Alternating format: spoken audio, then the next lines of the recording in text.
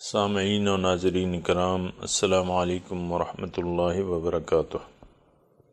سورہ آل عمران آیت نمبر 7 سے شروع کریں گے۔ اعوذ باللہ من الشیطان الرجیم، بسم اللہ الرحمن الرحیم۔ هو الذی انزل علیک الکتاب منہ آیات محکمات ہن ام الکتاب وأخر متشابہات فأما الذین فی قلوبہم زیغ فیتبعون ما تشابہ منہ ابتغاء الفتنة وابتغاء تأویلہ وما یعلم تأویلہ الا اللہ والراسخون فی العلم یقولون آمنا به کل من عند ربنا وما يذکر الا اولو الالباب ربنا لا تزغ قلوبنا بعد اذ هدیتنا وهب لنا من لدنک رحمة انک انت الوہاب۔ ربنا انک جامع الناس لیوم لا ریب فیہ ان اللہ لا یخلف المیعاد۔ هو الذی، اللہ تعالیٰ وہ ذات ہے، انزلہ، جس نے نازل کیا ہے اے محمد صلی اللہ علیہ وسلم، علیک الکتاب، آپ پر یہ کتاب، منہ آیات محکمات، اس میں سے بعض آیات محکم ہیں، ہن ام الکتاب، یہ جو محکم ہے یہ اصل مضمون ہے کتاب کا۔ ام الکتاب، کتاب کی ماں یعنی اصل، قرآن کے اصل مضامین یہ ہیں۔ وَأُخَرُ، بعض ایسے ہیں، متشابہات، وہ متشابہ ہیں۔ وَأَمَّا الَّذِينَ فِي قُلُوبِهِمْ زَيْغٌ، پس وہ لوگ جن کے دلوں میں ٹیڑھ ہے، فَيَتَّبِعُونَ، تو بجائے محکم آیاتوں پر عمل کرنے کے وہ پیچھے پڑ جاتے ہیں۔ ما تشابہ منہ ابتغاء الفتنہ، تلاش کرتے ہیں ان متشابہ آیاتوں سے فتنہ، وابتغاء تأویلہ، اور اس کے حقیقی معنی جاننے کی کوشش کرتے ہیں۔ وما یعلم تأویلہ الا اللہ، اور نہیں جانتا اس کی اصل حقیقت اللہ کے سوا۔ والراسخون فی العلم، اور جو راسخ ہیں علم میں، یقولون، وہ کہتے ہیں، آمنا بہ، ہم ایمان لے آئے ہیں اس پر، کل من عند ربنا، یہ تمام مضامین ہمارے رب کی طرف سے ہیں، وما یذکر الا اولو الالباب، اور نصیحت نہیں لیتے اس قرآن سے لیکن خاوندان عقل۔ ربنا، وہ کہتے ہیں، اے ہمارے رب، لا تزغ قلوبنا، ہمارے دلوں میں ٹیڑھ نہ پیدا کیجیو، بعد اذ ہدیتنا، بعد اس کے کہ تو نے ہمیں ہدایت دے دی، وہب لنا من لدنک رحمہ، اور بخش دیں ہم، وہب لنا، اور دے دیں ہمیں اپنی جانب سے رحمت، کیونکہ انک انت الوہاب، آپ بہت بخشنے والے ہیں، دینے والے ہیں، وہاب۔ ربنا انک جامع الناس، اے ہمارے رب، بے شک آپ جمع کرنے والے ہیں تمام لوگوں کو اس دن جس کے آنے میں کوئی شک نہیں۔ ان اللہ لا یخلف المیعاد، بے شک اللہ تعالیٰ اپنے وعدوں کے خلاف نہیں کرتا۔ سامعین کرام، مقدمہ ہے، اب تک تو تمہید تھی، آج مقدمہ شروع ہو رہا ہے اس سورت کا، اور اس میں سب سے پہلے یہ مضمون، چونکہ ضروری یہ ہے کہ قرآن کے شان نزول سے آپ واقف ہوں، تب سورت کے اصل مضامین سے صحیح طریقے سے آپ سمجھ حاصل کر سکتے ہیں۔ اگر آپ نے شان نزول اور جو اس وقت کے حالات تھے اس کے مطابق، یا جن کے بارے میں یہ مضامین ہیں ان کے وضاحت آپ نے حاصل نہیں کی، تو یہ سمجھ آنا تھوڑا سا مشکل ہو جائے گا ان لوگوں کے لیے جو قرآن کو سمجھنا چاہتے ہیں۔ آپ کو میں نے بتایا سورہ آل عمران جو ہے بنیادی طور پر اس میں زیادہ تر مضامین ہیں اہل کتاب کے، اہل کتاب کے عیسائی حصوں کے، یعنی ایک یہود اور نصارہ۔ تو نصارہ کا ذکر زیادہ تر تو سورہ بقرہ میں آ گیا، اور سورہ عمران میں زیادہ تر تذکرہ جو ہے وہ عیسائیوں کا ہے، ساتھ ساتھ کبھی کبھی یہ ذہن میں رکھیں کہ دونوں فریق جو ہیں مخاطب ہوتے ہیں، تو کیونکہ گمراہ تو دونوں تھے۔ تو عیسائی جو ہے اپنے دین میں انہوں نے ایک ٹیڑھ پیدا کر لی تھی، اور ٹیڑھ کس طرح کہ ان حضرت عیسیٰ علیہ السلام کی محبت میں غلو کر لیا اور ان کو خدا کا درجہ دے دیا۔ مشہور ہے عقیدہ تثلیث جو ہے ان کا مشہور ہے۔ تو ٹیڑھ آ گئی ان کے عقیدے میں، دلوں میں ٹیڑھ آ گئی۔ آپ یہ دیکھیں نا، ربنا لا تزغ قلوبنا، اے ہمارے رب ہدایت دینے کے بعد ہمارے دلوں میں ٹیڑھ پیدا نہ کر۔ سامعین کرام، ہدایت اور ہدایت کو قبول کر لینا، پھر اس پر استقامت جیسا کہ حق ہے، یعنی اس کے مطابق عمل کرنا تھوڑا سا میں یہ نہیں کہہ رہا کہ مشکل ہے، لیکن ان لوگوں کے لیے مشکل ہے جو مخلص نہیں ہے، جو صاحبان عقل نہیں ہے، کیونکہ یہاں ہے نا ما یذکر الا اولو الالباب، خاوندان عقل ہی اس سے نصیحت لیتے ہیں۔ تو اگر کوئی اندھا دھن پڑھے گا قرآن کو یا اللہ کے کلام کو تو اس کو سمجھنے میں تھوڑی دشواری ہوگی، اور ہو سکتا ہے اس کا معنی جو ہے وہ غلط لے لے۔ تو ایک تو بات یہ ہے سامعین کرام کہ اخلاص فی الدین ہونا چاہیے، یعنی اگر آپ ایک دین قبول کر رہے ہیں تو پہلے تو نیت آپ کی درست ہونی چاہیے، اور اخلاص ہونا چاہیے کہ میں نے واقعی اللہ کی بندگی کرنی ہے، اللہ تعالیٰ میری منزل ہے، میرا مقصود ہے، میرا محبوب ہے، پیغمبر میرے رہنما ہیں اللہ تعالیٰ تک، ان کی رہنمائی میں صراط مستقیم پر میں نے عمل کرنا ہے۔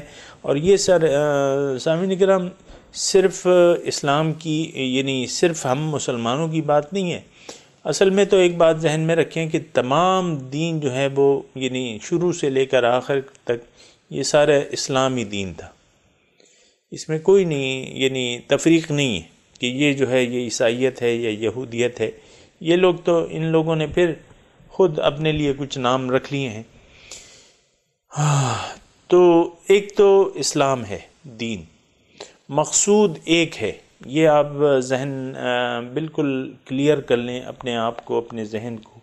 مقصود اللہ ہے، اللہ تک آپ نے کیسے پہنچنا ہے، وہ اللہ تعالیٰ کی بندگی کر کے آپ اللہ کا قرب حاصل کر سکتے ہیں۔ اللہ کی بندگی کرنا اور اللہ کو ایک معبود بنا لینا، یہ واحد ذریعہ ہے کہ آپ اللہ تعالیٰ تک پہنچنے کا واحد ذریعہ ہے۔ اللہ تعالیٰ کی بندگی کیے بغیر آپ اللہ تعالیٰ تک نہ پہنچ سکتے ہیں، نہ اس کا معرفت حاصل کر سکتے ہیں، نہ اس کا دیدار سے مشرف ہو سکتے ہیں۔ یہ بات بالکل ذہن میں رکھیں۔ ہمارے بعض گروہ ایسے ہیں جو بندگی رب کو اہمیت نہیں دیتے، حالانکہ یہ بہت اہم بات ہے سامعین کرام۔ اس وقت میں اس کی تفصیل میں نہیں جا رہا، میں تو یہ جو متشابہ آیت ہیں اس کی میں آپ کو تھوڑا سا تاریخ بتا رہا ہوں کہ یہ کیوں، یعنی یہ آیات ایسی کیوں ہیں، یا اس کا شان نزول کے مطابق میں بات کر رہا ہوں۔ تو عیسائی لوگ جو ہیں ان کے دلوں میں ٹیڑھ پیدا ہو گئی۔ اصل میں تو اخلاص فی الدین اگر نہ ہو تو پھر معنی آپ کو، یعنی اس میں غلطی لگ سکتی ہے، اور مومن کی سامعین کرام ایک صفت یہ ہے کہ اذا تتلی علیہم آیات الرحمن لم یخروا علیہا صما وعمیانا، جب ان پر رحمان کی آیات تلاوت کی جاتی ہیں تو وہ اس پر اندھے بہرے ہو کے نہیں پڑھتے، سوچتے ہیں، سمجھتے ہیں، اس کا معنی جو ہے اہل علم سے پوچھتے ہیں۔ فاسألوا اہل الذکر ان کنتم لا تعلمون، تم اہل ذکر سے پوچھو اگر تمہیں علم نہ ہو۔ اور ایک چیز جو ہے سامعین کرام اور بھی ذہن میں رکھیں کہ کتاب کے الفاظ یہ کافی نہیں ہوتے، اس کو پھر ایک سکھانے والا بھی چاہیے۔ اس کی یعنی تلاوت کتاب تو ٹھیک ہے، لیکن اس کے بعد جو ہے اس کا تعلم کتاب، جو کہ رسول کا بنیادی فریضہ ہے، یتلو علیہم آیاتہ ویعلمہم الکتاب، ان کو کتاب کی تعلیم۔ تو ایک بات ذہن میں رکھیں کہ قرآن سے بذات خود آپ بغیر استاد کے رہنمائی حاصل کرنے کی کوشش نہ کریں۔ ایک بات یہ ہے، یہ بہت ضروری ہے، کیونکہ دیکھیں کتاب بعد میں آئی ہے، معلم پہلے آیا ہے۔ حضور صلی اللہ علیہ وسلم سب سے بڑے معلم تھے، اور تو معلم پہلے آئے، تو معلم کی ضرورت پہلے ہے، پھر کتاب کی ضرورت ہے، اور پھر معلم جو ہے آپ کو کتاب لے کے پڑھائے گا۔ آپ کو پتہ ہے، یعنی یہ سمجھنے کے لیے سامعین کرام اتنی مشکل بات نہیں ہے۔ کتابیں مثال کے طور پہ ایک شخص ڈاکٹر بننا چاہتا ہے، ایک لڑکا، اس نے FSC کا امتحان اچھے نمبروں سے پاس کر لیا ہے۔ آپ مجھے یہ بتائیں کہ اگر وہ میڈیکل کی کتابیں لے لے، 5 سالہ کورس لے لے، گھر پہ بیٹھ کے پڑھنے لگے، نہ کسی استاد سے رابطہ کرے، نہ کوئی پریکٹیکل کرے، آپ مجھے بتائیں کہ وہ ڈاکٹر بن جائے گا؟ نہیں بن سکتا۔ کتاب سے کوئی عالم نہیں بن سکتا۔ قرآن یقیناً اللہ تعالیٰ کا کلام ہے، لیکن اس کے لیے استاد کا ہونا لازمی ہے۔ اور سامعین کرام ایک نقطہ اور بھی یعنی جو میرے دل میں ہے وہ میں نے آپ سے شیئر کرنا ہے کہ استاد ایسا ہونا چاہیے قرآن کو سیکھنے کے لیے کہ وہ صرف الفاظ کا عالم نہ ہو، بلکہ اس کی روح کو جانتا ہو، الفاظ کی روح سے بھی واقف ہو، اور وہ صاحب کتاب ہو۔ صرف کتاب کا عالم نہ ہو، لیکن وہ اس کو صاحب کتاب ہونا چاہیے، تاکہ وہ قرآن کے مضامین کو آپ کے دل میں اتار دے، قرآن کے مضامین کو آپ کے دل میں اتار دے۔ تو یہ سامعین کرام یہ ایک نقطہ ہے ایک کہ آپ تفاسیر سے قرآن کا علم نہیں سیکھ سکتے، اور ایسے مفسرین سے جو کہ صاحب کتاب نہیں ہیں، کتاب کی روح جو ہے ان کے اندر سمائی نہیں ہے۔ میں آپ کو تھوڑی سی اس کی وضاحت کہہ دوں۔ حضرت علی رضی اللہ تعالیٰ عنہ فرماتے ہیں کہ القرآن کتاب صامت وانا کتاب ناطق۔ قرآن جو ہے ایک خاموش کتاب ہے اور میں بولتی کتاب ہوں۔ حضور صلی اللہ علیہ وسلم کے بارے میں حضرت عائشہ رضی اللہ تعالی عنہ سے ایک صحابی تھے یا ایک شخص تھے، جو بھی تھے، وہ آئے، اور اب ظاہر ہے کہ انہوں نے ملاقات نہیں کی ہوگی، تابعی ہوں گے، کیونکہ حضرت عائشہ رضی اللہ تعالی عنہ کی عمر کافی زیادہ تھی۔ تو ان سے پوچھنے لگے کیف کان خلق رسول اللہ صلی اللہ علیہ وسلم۔ دیکھیں مجھے بتائیں کہ حضور صلی اللہ علیہ وسلم کا خلق کیسا تھا، کیسے اخلاق تھے، زندگی کیسے گزارتے تھے۔ حضرت عائشہ رضی اللہ تعالی عنہا نے اس سائل سے واپس سوال کیا کہ اما قرأت القرآن، کیا تم نے قرآن کو نہیں پڑھا ہے؟ سائل نے جواب دیا کہ کیوں نہیں اما جی، میں نے تو قرآن پڑھا ہے، لیکن حضور کی زندگی میں جاننا چاہتا ہوں۔ تو اما عائشہ نے ان کو جواب دیا کہ کان خلقہ القرآن، بس قرآن ہی ان کا خلق تھا۔ تو سامعین کرام، قرآن ضرور آپ سیکھیں، کوشش کریں اس کی، قرآن ضرور سیکھیں، لیکن صاحب کتاب سے، جو مجسم قرآن ہو، جس کے قول اور فعل میں فرق نہ ہو، اور قرآن کی عملی آپ کا نمونہ آپ کے سامنے پیش کرے، تو وہ شخص جو ہے وہ بہتر طریقے سے آپ کو قرآن سمجھا سکے گا۔ ایک بات یہ ہوگی، کیونکہ ایک شعر میں اس کا آپ کے ساتھ شیئر کرتا ہوں کہ جب تک تیرے دل پہ نہ ہو نزول قرآن، گرا کشا ہے نہ راضی نہ صاحب کشاف۔ اقبال فرماتے ہیں کہ جب تک تیرے دل پہ نزول قرآن نہ ہو تو گرا کشا ہے نہ راضی نہ صاحب کشاف۔ آپ کی جو گانٹیں ہیں نا، وہ راضی اور صاحب کشاف، یہ بڑی بڑی کتابیں ہیں، مفسرین تفسیروں کی بڑی بڑی کتابیں ہیں۔ امام راضی بہت بڑے عالم تھے، صاحب کشاف کی بھی تفسیر ہے۔ تو گرا کشا ہے نہ راضی نہ صاحب کشاف، تو کیا مطلب؟ دل پہ نزول قرآن ہونا چاہیے، اور یہ کون کرے گا؟ یہ صاحب کتاب کرے گا، صاحب قرآن کرے گا۔ صاحب قرآن کو ڈھونڈے، ان سے رابطہ کرے۔ قرآن آپ کی بنیادی ضرورت ہے سامعین کرام، اللہ تعالیٰ تک پہنچنے کا واحد راستہ ہے۔ ان ھذا القرآن یہدی للتی ہی اقوم، قرآن وہ راستہ آپ کو بتاتا ہے جو بالکل سیدھا ہے۔ تو سامعین کرام، یہ چند باتیں میں عرض کر رہا ہوں آپ کو، بہت انتہائی ضروری ہیں۔ متشابہات کی بات آئی ہے آج کی آیت میں، تو اللہ تعالیٰ تھوڑا سا آپ ٹیکسٹ کی طرف غور کریں۔ هو الذی، شروع کیسی ہوتی ہے؟ هو الذی۔ دیکھیں، تدبر کی بات ہے، تفکر کی بات ہے، سوچنے کی بات ہے، یعنی بات ہو رہی ہے آیات متشابہات کی، لیکن اللہ تعالیٰ ایسے انداز میں شروع کر رہا ہے کہ جیسے کہ یعنی یہ ایک بہت بڑا کام تھا، بہت بڑی اللہ تعالیٰ کی قدرت ہے کہ اس نے ایسے انداز سے قرآن میں آیات متشابہات شامل کر دی ہیں۔ ابھی میں آپ کو تفصیل تھوڑی سی بتاؤں گا انشاءاللہ تعالی، لیکن میں تھوڑی سی آپ کی توجہ دلا رہا ہوں کہ یہ هو الذی سے شروع ہو رہا ہے، آیت جو ہے هو الذی سے شروع ہو رہی، اور اس سے قبل کی جو آیت ہے وہ کیا ہے؟ هو الذی یصورکم فی الارحام کیف یشاء۔ اب اس میں جو ہے سامعین کرام، یعنی اللہ تعالیٰ اپنی صفات بیان کر رہا ہے، اپنی قدرت بیان کر رہا ہے۔ اس سے قبل کی جو کہ دیکھو اللہ تعالیٰ تمہاری تصویر گری کرتا ہے رحموں میں، کیف یشاء، جیسے چاہتا ہے۔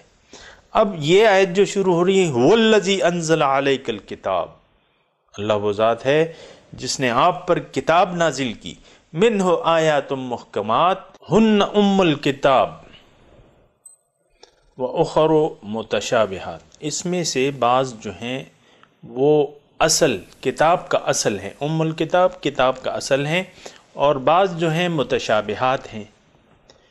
متشابہات، پہلے تو میں یہ عرض کر دوں سامعین کرام، آیات متشابہات جو ہیں یہ ایک نعمت ہے اللہ تعالیٰ کی۔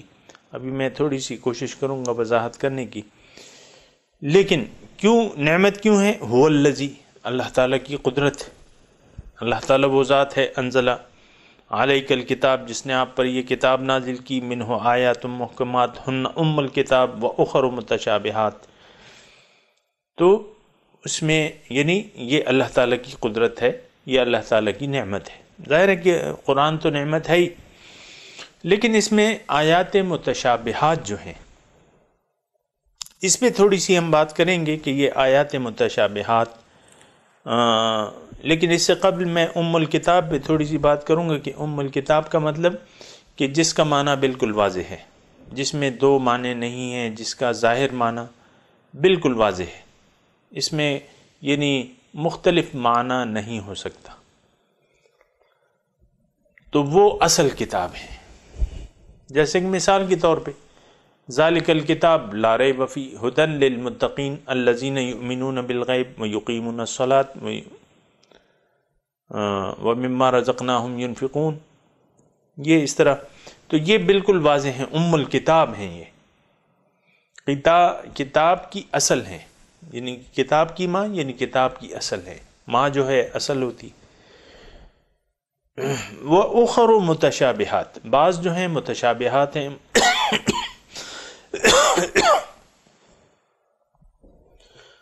سامعین کرام، متشابہات کا معنی کیا ہے؟ متشابہات کا معنی یہ ہے کہ وہ آیات جس کے ظاہری معنی بالکل ظاہری معنی ہم نہیں لے سکتے، اس کا ہم مجازی معنی لیں گے، اور مجازی معنی بھی ہم سیاق و سباق کو دیکھ کے لیں گے، یعنی مضمون کو دیکھ کر، سیاق و سباق کو دیکھ کر جو ہے ہم وہ معنی اس سے اخذ کریں گے کہ اس کا معنی کیا ہے، یا اللہ تعالی ہمیں کیا ارشاد فرمانا چاہتا ہے۔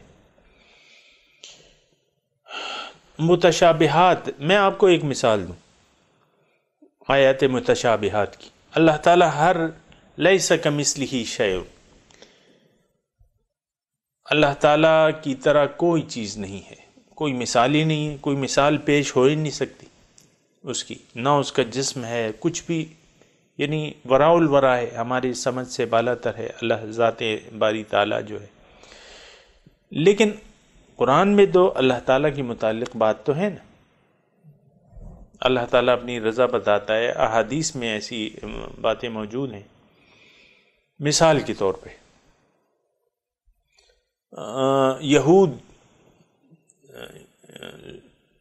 یہود یہ کہتے تھے کہ اللہ فقیر ونحن اغنیاء، لقد سمع اللہ قول الذین قالوا ان اللہ فقیر ونحن اغنیاء۔ پھر اللہ تعالیٰ نے فرمایا، یہود نے کہا کہ اللہ کا ہاتھ جو ہے وہ بند ہے، ید اللہ مغلولہ، اللہ کا ہاتھ جو ہے وہ بند ہے، اللہ کے ہاتھ بند ہے۔ تو جواب کیا ہے؟ بل یداہ مبسوطتان ینفق کیف یشاء، نہیں، اللہ کے ہاتھ بند نہیں ہے، اس کے ہاتھ دونوں ہاتھ کھلے ہوئے ہیں، ینفق کیف یشاء، جس طرح چاہتا ہے وہ خرچ کرتا ہے۔ اب یہاں یہ سامعین کرام صرف مثال کے طور پہ سمجھانے کے لیے، اس قسم کی اور بھی آیات ہیں، لیکن ایک آیات میں نے آپ کے لیے منتخب کر لی سمجھنے کے لیے یا سمجھانے کے لیے۔ اللہ کے ہاتھ، بل یداہ مبسوطۃ، دونوں ہاتھ اللہ تعالیٰ کے کھلے ہیں۔ اب اس کا ظاہری معنی جو ہے وہ تو کفر ہے، کیونکہ اللہ تعالیٰ کے لیے جسم ثابت کرنا کفر ہے، اللہ تعالیٰ کے تو ہاتھ ہیں ہی نہیں۔ مضمون کیا ہے؟ بل یداہ مبسوطتان، دونوں ہاتھ اللہ تعالیٰ کے کھلے میں ہیں، تو ظاہری معنی تو ہم نہیں لیں گے، لیا تو یہ کفر ہے، ہو ہی نہیں سکتا۔ تو یہ متشابہات ہے، اس کے پھر یعنی جو ظاہری معنی ہے وہ ہم نہیں لیں گے، بلکہ اس کا جو مضمون اور سیاق و سباق سے معنی نکلتا ہے وہ اخذ کریں گے۔ یعنی ایک آدمی سے، اور ہم عام روزمرہ کی زندگی میں بھی یہ الفاظ استعمال کرتے ہیں، ایک آدمی کو پیسے کی ضرورت آ گئی، وہ اپنے دوست کے پاس گیا جو بظاہر خوشحال ہے، اور اس کو امید ہے کہ مجھے وہاں سے کچھ امداد مل جائے گی، اس سے جا کے اپنی ضرورت کا کہتا ہے، تو وہ کہتا ہے یار تمہیں تو پتہ نہیں ہے، میں تو میرے ہاتھ آج کل بڑے تنگ ہیں، میں تمہیں اس وقت تمہاری کوئی مدد نہیں کر سکتا، میرے ہاتھ تنگ ہیں۔ اب ظاہر ہے کہ یہ ہاتھ تنگ ہے، تو اس کا کیا معنی ہے؟ ہاتھ تو ویسے ہی ہوتے ہیں، لیکن اس کا مجازی معنی ہے کہ بھئی میرے پاس اس وقت گنجائش نہیں ہے پیسوں کی، اور اس وقت میں تمہاری کوئی ہیلپ نہیں کر سکتا۔ تو یہ عام روزمرہ زندگی میں بھی یعنی اتنی کوئی اچنبھے کی بات نہیں ہے۔ متشابہات جو ہے یہ اس قسم کی باتیں ہیں۔ مثال کے طور پہ اللہ تعالیٰ فرماتا ہے کہ اللہ تعالیٰ آخری شب کے آخری حصے میں نزول کرتا ہے آسمان پہ، آسمان اول پہ، اور فرماتا ہے کوئی اپنے گناہوں سے توبہ کرنے والا تاکہ میں اسے بخش دوں، ہے کوئی روزی مانگ تاکہ میں اسے روزی دے دوں، یا حدیث کے دوسرے کہ اللہ تعالیٰ ہنستا ہے، تو کیسے ہنستا ہے اللہ تعالیٰ، یا کس طرح نزول کرتا ہے، وہ تو کوئی جسم ہے ہی نہیں۔ اس قسم کی آیات ہے۔ سامعین کرام، ایسی آیات کے بغیر جو ہے، اب سوال یہ ہے کہ آیات متشابہات ہیں کیوں؟ بات یہ ہے کہ یہ یعنی مضمون کی وضاحت کے لیے ہے۔ اصل میں بات یہ ہے کہ اللہ اور مخلوق، یہ دونوں یعنی ان دونوں کا رابطہ ہے۔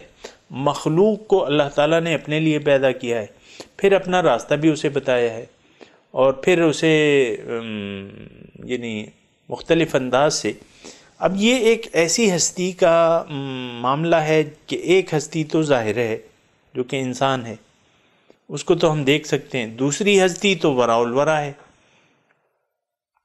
اب کوئی ایسی باتیں بیچ میں اگر آ جائیں تو ایسے متشابہ الفاظ کے بغیر یہ چارہ کار نہیں ہے سامعین کرام، یعنی ایسے الفاظ کا استعمال بہت زیادہ ضروری ہے، اور اس کا ظاہری معنی پھر ہم نہیں لیں گے، اس کے جو مجازی معنی ہے سیاق و سباق کو دیکھ کے، وہ مثال کے طور پہ اللہ تعالیٰ اب عرض کرتا ہے یہود کے بارے میں کہ غلت ایدیہم، ان کے ہاتھ بند ہو جائیں، بل یداہ مبسوطتان، بلکہ اس کے دونوں ہاتھ کھلے ہیں۔ اب یہی بات محکم طور پہ تو نہیں بیان کی جا سکتی۔ توجہ ہے آپ کی مضمون کی طرف؟ یہی بات جو ہے کہ اللہ تعالیٰ تو سخیوں کا سخی ہے، اس کا مطلب یہ ہے کہ اللہ تعالیٰ تو سخیوں کا سخی ہے، اس کے خزانے میں تو کوئی کمی نہیں، اور وہ دے رہا ہے، لٹا رہا ہے، اپنے خزانے ہر آن لٹا رہا ہے، اس میں تو کوئی شک و شبہ کی بات نہیں ہے۔ تو اس مضمون کو آپ نے الفاظ میں کیسے بیان کرنا ہے؟ مختصر الفاظ میں، اب ظاہر ہے آیات متشابہات لانی ہوں گی، تو بغیر آیات متشابہات کے چارہ کار نہیں ہے قرآن کے مضامین کو بیان کرنے کا۔ کیوں کہ ایک طرف ہستی ہے مخلوق جو کہ ظاہر ہے اور فانی ہستی ہے، دوسری طرف باقی ہے، اور دوسری طرف وہ ہستی ہے جس کا مخلوق، جس کا خالق سے رابطہ ابھی باقی ہے، رابطہ ہونا ہے، اور یہ اس طرف یعنی اللہ کی طرف اس نے سفر کرنا ہے، اللہ کے راستے پر سفر کرنا ہے۔ تو پھر یہ چیزیں جو ہیں یہ ضروری ہیں، اس میں کوئی اچنبے کی بات نہیں ہے۔ اگر کوئی یہ سوچے، یعنی کوئی بے عقل اگر یہ سوچے کہ آیات متشابہات کی ضرورت ہی کیا تھی، اس قسم کی کافی آیات ہیں، تو اب ظاہر ہے اب اس کا معنی جو ہے وہ پھر مجازی ہم لیں گے کہ اللہ تعالیٰ کی کیا مراد ہے یہاں۔ سیاق و سباق کے مضمون کو دیکھ کے معنی راسخ فی العلم جو ہے، یہ یعنی یہ عالموں کا کام ہے جو آپ کو اس پہ سمجھائے کہ بھئی اس بات کا مطلب یہ ہے۔ آپ خود ان آیات متشابہات کا ایک تو ظاہر کے پیچھے نہ پڑیں اس کا کہ اس کی حقیقت کیا ہے، اور دوسرے اس کے حکمت تلاش کرنے کی کوشش کریں۔ تو یہ کتاب ہدایت ہے، اور اللہ تعالیٰ نے ہمیں ہدایت دی ہے اس کے بارے میں، تو یہ بالکل اللہ تعالیٰ کی نعمت ہے کہ اس نے آیات متشابہات کے ذریعے بھی ہمیں سمجھانے کی کوشش کری ہے، کیونکہ اس کے بغیر چارہ کار نہیں تھا۔ تو یہ اللہ تعالیٰ کا ایک فضل ہے۔ هو الذی، اللہ تعالیٰ وہ ذات ہے، انزل علیک الکتاب منہ آیات محکمات ہن ام الکتاب واخر متشابہات فاما الذین فی قلوبہم زیغ، اب وہ لوگ جن کے دلوں میں ٹیڑھ ہے، فیتبعون ما تشابہ منہ ابتغاء الفتنہ وابتغاء تأویلہ، جن کے دلوں میں ٹیڑھ ہے۔ سامعین کرام، یہ دلوں میں ٹیڑھ جب آ جاتی ہے تو انسان راہ ہدایت سے ہٹ جاتا ہے، اور دلوں میں ٹیڑھ یہ ایک بہت خطرناک صورتحال ہے۔ اور سامعین کرام یہ کس وقت پیدا ہوتی ہے جو انسان میں اخلاص نہیں رہتا، یعنی یہ اپنی زندگی کے مقصد کے بارے میں مخلص نہیں ہوتا۔ قرآن کی تو ہر آیت ہدایت ہے، ہر آیت ہدایت ہے، اور اس میں ہمارے لیے ہدایت ہے۔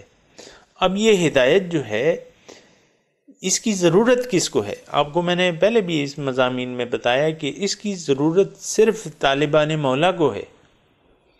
جو طالبان دنیا ہیں ان کو تو قرآن کی ضرورت نہیں ہے۔ ہدی للمتقین ہے، یہ متقین کے لیے ہدایت ہے۔ جو غیر متقی ہیں، اب غیر متقی کون ہے؟ جو دین کو، یعنی جو اپنے زندگی کے مقصد سے غافل ہے، یا زندگی کے مقصد سے واقف ہے لیکن اس کو اللہ کو اپنا مقصود بنانے کے لیے تیار نہیں ہے۔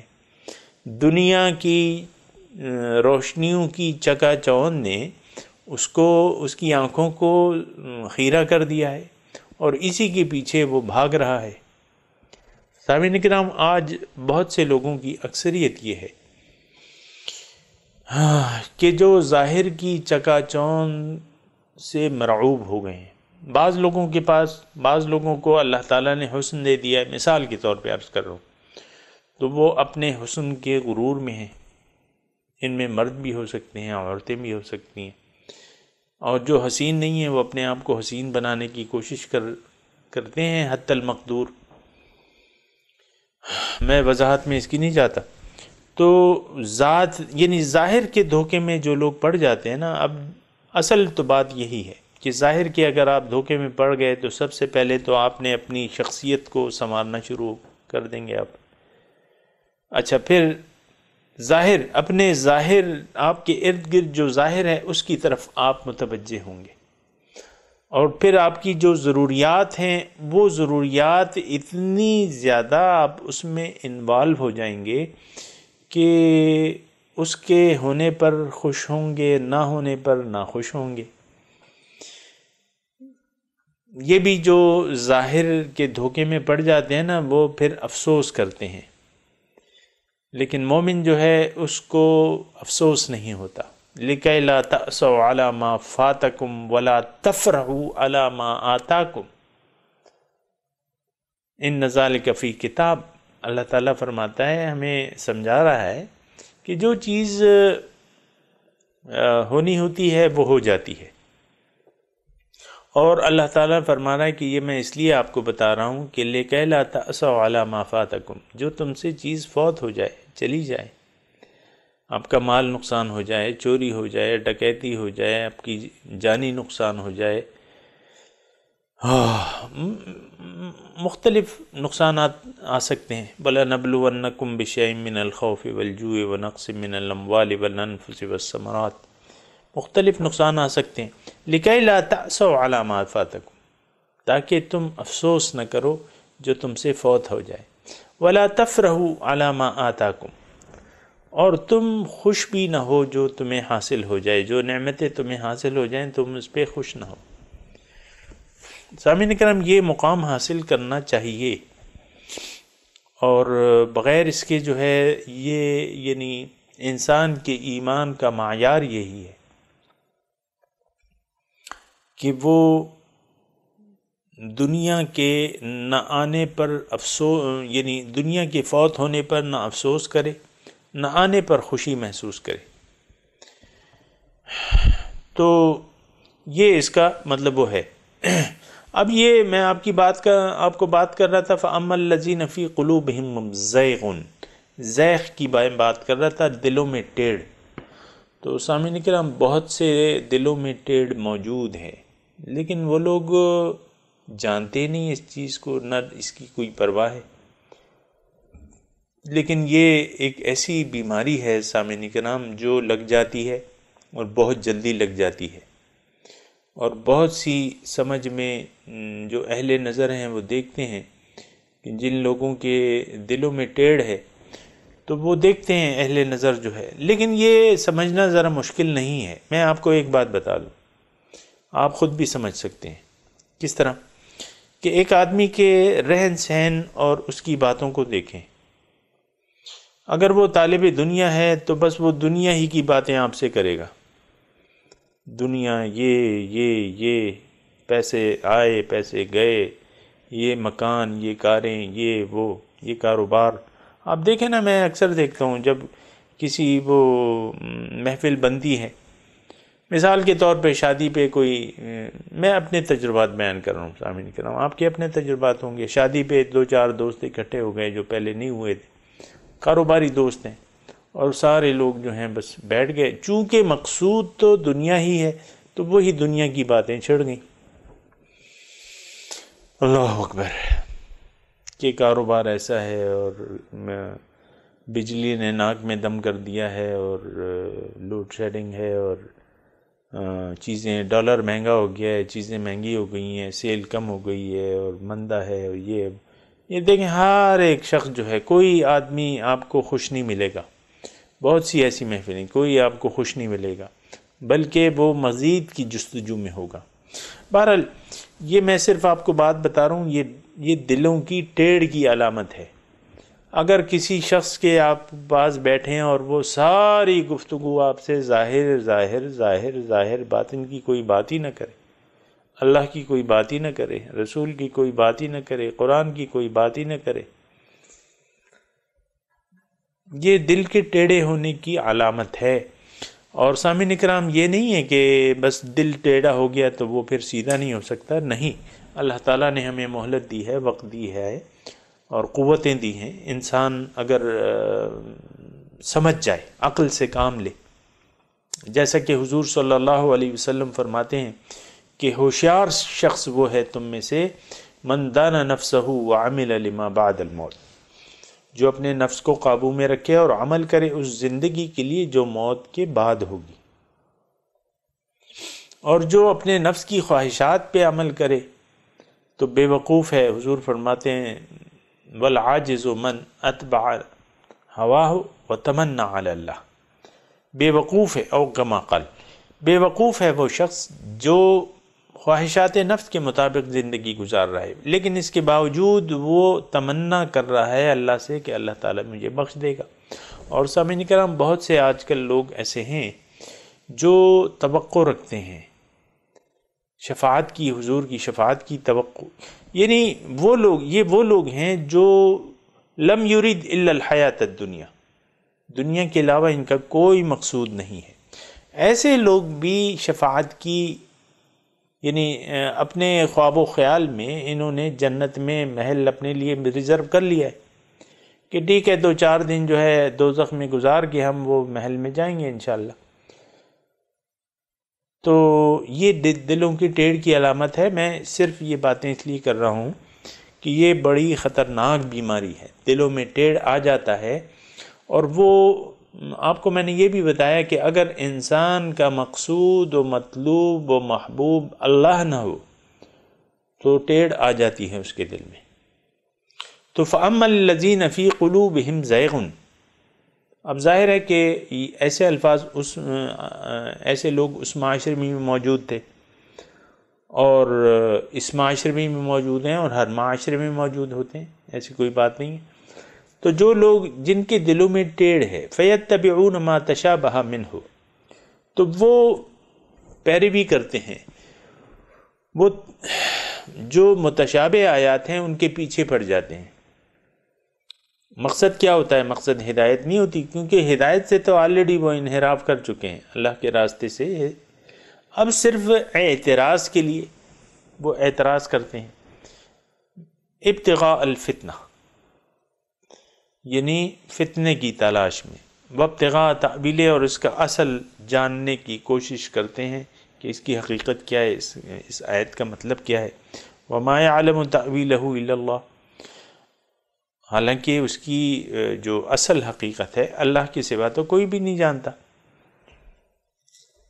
والراسخون فی العلم، اور جو راسخ ہیں علم میں، راسخ کہتے ہیں یعنی جو داخل ہو گئے، جیسے کہ نیزہ زمین میں گھپ جاتا ہے، تو اس طرح مطلب جو علم میں داخل ہیں، جو لوگ صاحبان علم ہیں، تو یقولون آمنا بہ. اب یہاں بعض قرآن میں آپ دیکھیں گے تو والراسخون فی العلم میں وقفہ ہے توئے، یعنی اس کا معنی اگر توئے ہے تو اس کا معنی پھر اس طرح بنتا ہے کہ ما یعلم تأویلہ الا اللہ والراسخون فی العلم. اس کا معنی جو ہے اللہ اور جو راسخ فی العلم ہیں وہ لوگ جانتے ہیں اس کا معنی کہ اس کی حقیقت کیا ہے، کیا اللہ تعالیٰ اس سے بیان کرنا چاہتا ہے. اور اگر آپ علم کے اوپر میم کے اوپر توئے نہ لگائیں تو پھر یہ معنی بنتا ہے والراسخون فی العلم یقولون آمنا بہ. وہ جو عالم لوگ ہیں، جو صحیح عالم ہیں، وہ کہتے ہیں کہ ہمارا ایمان ہے اس پر. کل من عند ربنا، ہر آیت جو ہے، ایک ایک آیت قرآن کی، وہ تو پہلے بھی عقل سے ثابت ہو چکی ہے، وہ ہمارے رب کی طرف سے ہے. وما یذکر الا اولو الالباب، اور نصیحت نہیں لیتے لیکن خاوندان عقل. یہ نقطہ سامعین کرام نوٹ کر لیں کہ ما یذکر الا اولو الالباب. اللہ اکبر. کہ نصیحت خاوندان عقل لیتے ہیں. اور خاوندان عقل کون ہیں یہ بھی نوٹ کر لیں سامعین کرام. جو طالب دنیا ہوتا ہے وہ بے وقوف شخص ہوتا ہے، جس کا مقصود و محبوب و مطلوب اللہ نہیں ہے. وہ عقل مند نہیں ہو سکتا، نہ وہ عقل مند ہے. حضور کی زبان میں وہ شخص بے وقوف ہے جو خواہشات نفس پر چل رہا ہے. اب ظاہر ہے، دیکھیں یہ آسان بات ہے، ایک شخص یا تو اللہ تعالیٰ کی بندگی کر رہا ہے یا اپنی خواہشات نفس کے مطابق زندگی گزار رہا ہے. دین تو اصل یہی ہے نا. یعنی آپ دیکھیں کہ دین ہے کیا؟ دین تو ایک طرز زندگی ہے. یا تو اسلام میں انسان داخل ہے اور دین کے مطابق وہ زندگی گزار رہا ہے اور ہر لمحے اور ہر آن اللہ کی رضا کو دیکھ رہا ہے اور اس کے مطابق اپنے لمحات گزار رہا ہے. لیکن دوسرا شخص جو ہے وہ تو طالب دنیا ہے. اللہ کا راستہ اس کا راستہ نہیں بن سکتا. تو اب یہ شخص جو ہے یہ تو ظاہر ہے کہ پھر اپنی خواہشات کے مطابق سارے کام نپٹائے گا. تو حضور کے الفاظ کے مطابق یہ شخص تو بے وقوف ہے. قرآن سے نصیحت صرف خاوندان عقل لے سکتے ہیں. دیکھیں اولو الالباب، یہ جو میں نے آپ کو حدیث سنائی نا، اس میں یہ ہے کہ الکیس من دان نفسہ وعمل لما بعد الموت. ہوشیار انسان وہ ہے. اب جو ہوشیار انسان ہے وہ تو عقل والا ہوگا. عقل اور ہوشیاری کو تو آپ الگ الگ نہیں کر سکتے. ما یذکر الا اولو الالباب، صرف خاوندان عقل ہی، لب کہتے ہیں عقل کو، الباب جمع ہے لب کی، یعنی جو عقل والے ہیں صرف وہ اس قرآن سے، ان آیات سے نصیحت حاصل کر سکتے ہیں. اور یہ اس میں کوئی تفصیل کی میں لمبی چوڑی بات نہیں ہے. آپ نے پوچھنا ہو تو کچھ پوچھ سکتے ہیں. پھر باوجود اس کے کہ سیدھے راستے پر وہ لوگ چل رہے ہیں، اللہ ان کا مقصود ہے، محبوب ہے، مطلوب ہے، معبود ہے، اور صراط مستقیم پر وہ چل رہے ہیں، لیکن اس کے باوجود وہ محتاط ہیں کیونکہ ان کے ساتھ نفس تو لگا ہوا ہے نا. نفس لگا ہوا ہے تو نفس لامارۃ بالسوء، تو یہ محتاط ہیں. ایسا نہ ہو کہ کوئی ہمیں دھوکہ دے دے، دنیا ہمیں دھوکہ دے دے، وہ دھوکے باز جو ہے ہمیں بڑا دھوکے باز دھوکہ دے دے، نفس کے دھوکے میں آ جائیں، ظاہر کے دھوکے میں آ جائیں اور ہمارے دلوں میں ٹیڑھ پیدا ہو جائے. تو کوشش تو کرتے ہیں یہ، لیکن ساتھ اللہ سے دعا بھی مانگتے ہیں.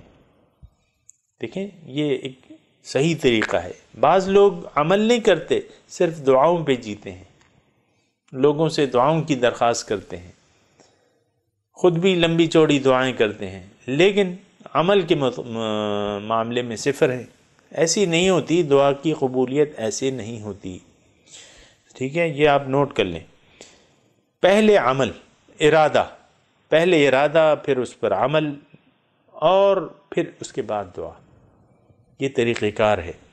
تو پھر یہ تمام نصیحت حاصل کرنے کے باوجود اللہ تعالیٰ سے ملتمس ہوتے ہیں کہ ربنا لا تزغ قلوبنا، اے ہمارے رب ہمارے دلوں میں ٹیڑھ نہ پیدا کر دیجیے، بعد اذ ہدیتنا، بعد اس کے کہ آپ نے ہمیں اپنے راستے کی ہدایت دی۔ ہدایت اپنے راستے کی طرف ہمیں، آپ اپنے راستے پر ہمیں چلا رہے ہیں، آپ ہی ہمارے مقصود ہیں، آپ ہی ہمارے محبوب ہیں، آپ ہی ہمارے مطلوب ہیں، اور آپ ہی ہمارے معبود ہیں۔ تو یہ ہدایت جب آپ نے دے دی تو اب ہم آپ سے دعا گو ہیں کہ ہماری امداد فرمائے اور ہمارے دلوں میں ٹیڑھ پیدا نہ ہو۔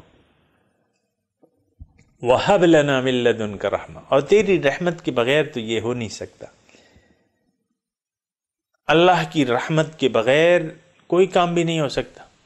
اس کے ابھی میرے پاس اتنا وقت نہیں ہے، لیکن یہ ہے کہ اللہ کی رحمت، اور ان رحمت اللہ قریب من المحسنین، اللہ کی رحمت جو ہے وہ مخلصوں کے ساتھ ہے، قریب ہے۔ وَهَبْ لَنَا مِن لَّدُنْكَ رَحْمَةً، اور ہمیں اپنی جانب سے آپ رحمت عطا فرمائیے۔ حب لنا مطلب انڈیل دیجیے ہم پہ، بے شک انک انت الوہاب، بے شک آپ بہت عطا کرنے والے ہیں، وہاب بہت زیادہ عطا کرنے والے۔ اور پھر یہ بھی دعا کرتے ہیں ربنا انک جامع، ان کا اللہ پر ایمان ہے، یوم آخرت پر ایمان ہے، اور وہ اسی دن کے لیے جیتے ہیں۔ حشر کا دن ہے ان کی زیارت کا دن، ایسے یوم قیامت پہ لاکھوں سلام۔ وہ تو اسی دن کے لیے جیتے ہیں۔ یریدون وجہ، تو ذات کے طالب ہے اور امید میں ہے، انتظار میں ہے، کہ بود یا رب کے ملاقات شود، اے اللہ تعالیٰ کب ہوگا کہ ملاقات ہو جائے گی۔ روح سوء احدیت رود، اور میری روح اس جسم سے نکل کے سوء احدیت کی طرف چلی جائے گی۔ کہ بود یا رب، الموت جسر یوصل الحبیب الی الحبیب، موت ایک ایسا پل ہے جو دوست کو دوست سے ملا دیتا ہے۔ موت جو ہے مومن کے لیے تحفہ ہے۔ اللہ اللہ اللہ۔ تو بات یہ ہے کہ یہ لوگ جو ہیں یہ تو دنیا کے لیے زندگی نہیں گزار رہے، آخرت کے لیے جی رہے ہیں، اللہ کے لیے جی رہے ہیں، ملاقات کی امید میں جی رہے ہیں، تڑپ رہے ہیں۔ ربنا انک جامع الناس لیوم لا ریب فیہ، بے شک ہمیں تو پتا ہے، بے شک آپ جمع کرنے والے ہیں اے ہمارے رب تمام لوگوں کو، جس کے آنے میں کوئی شک نہیں، وہ دن آنے ہی والا ہے۔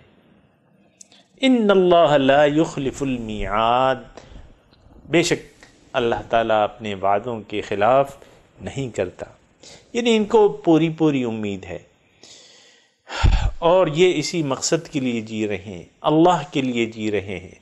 ان صلاتی ونسکی ومحیای ومماتی للہ رب العالمین، میری تمام بدنی عبادات، میری تمام قربانیاں اور میری زندگی اور میری موت اللہ کے لیے ہے جو رب العالمین ہے، لا شریک لہ، اس مقصد میں کوئی اس کا شریک نہیں ہے۔ میرے سب کچھ جو ہے اللہ کے لیے ہے، لا شریک لہ، وبذالک امرت، اسی کا مجھے حکم دیا گیا ہے، وانا اول المسلمین، سب سے پہلے میں تابعداروں میں ہوں۔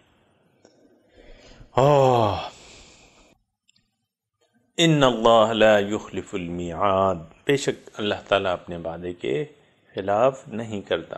سامعین کرام، مضمون جو ہے وہ جاری ہے، اور بڑے قیمتی مضامین ہیں، اور اس قابل ہیں کہ ہم اس پہ اپنا کان دھریں۔ لیدبروا آیاتہ ولیتذکر اولو الالباب، تاکہ اس کی آیاتوں پر تدبر کریں یہ لوگ اور تذکر حاصل کریں. اولو الالباب، دیکھیں وہی اولو الالباب کا وہاں بھی لفظ آئے، ما یذکر الا اولو الالباب. کتاب انزلناہ الیک، ابھی جو میں نے آپ کو آیت پڑھی، لیدبروا آیاتہ، تاکہ تدبر کریں اس کے احکامات پر، اس کی آیات پر. وَلِيَتَذَكَّرَ أُولُو الْأَلْبَابِ. تو سامعین کرام، بہرحال مضمون جاری ہے، انشاءاللہ اگلے درس میں پھر آپ سے ملاقات ہوگی. اس وقت تک کے لیے اللہ حافظ، وآخر دعوانا ان الحمد للہ رب العالمین. السلام علیکم ورحمۃ اللہ وبرکاتہ.